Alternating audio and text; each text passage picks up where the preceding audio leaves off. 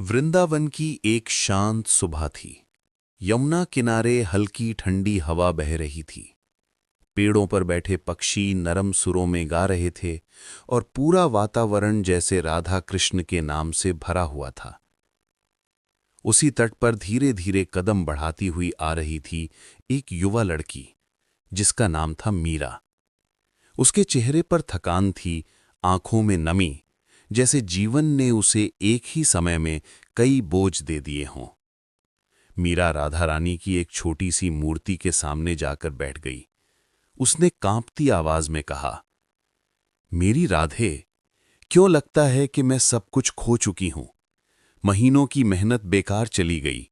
लोगों ने कहा मैं निकम्मी हूं। मुझे नहीं पता मैं कौन हूं, क्या हूं।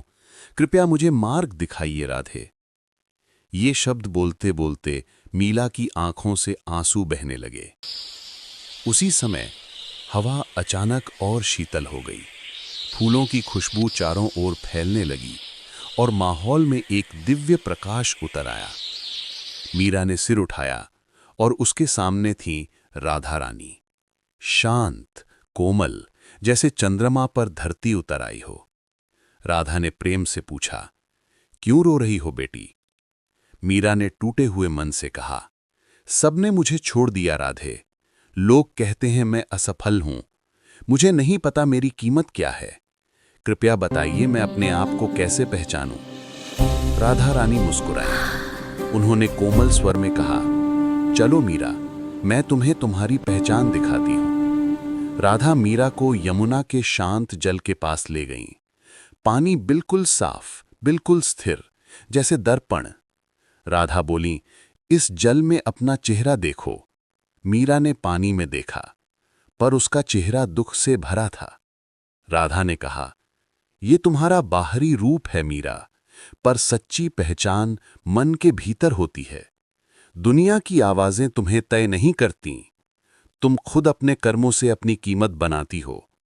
मीरा बोली, पर राधे, लोग जो कहते हैं वो बहुत चुभता है। राधा ने उसके आंसू पोंछते हुए कहा, जो खुद टूटे होते हैं वही दूसरों को तोड़ने की कोशिश करते हैं, लेकिन जिसने अपने मन का दर्पण साफ कर लिया उसे कोई हिला नहीं सकता। मीरा ने धीमे स्वर में पूछा, और मेरा दर्द? राधा की मुस्कान गहरी हो गई। दर्द तुम्हें गिराने नहीं आता, तुम्हें मजबूत बनाने आता है। जिसे जीवन गिराता है वही सबसे ऊंची उड़ान भरता है। इन शब्दों ने जैसे मीरा के मन के अंधेरे को उजाला दे दिया। उसकी आंखों में नई चमक आ गई, दिल में एक नई शक्ति। राधा ने कहा, बेटी, अपने मन का दर्पण साफ करो। तुम उतनी ही पवित्र हो जितनी ये यमुना। तुम्हारा उजाला तुम्हारे अंदर है, बस उसे पहचानो।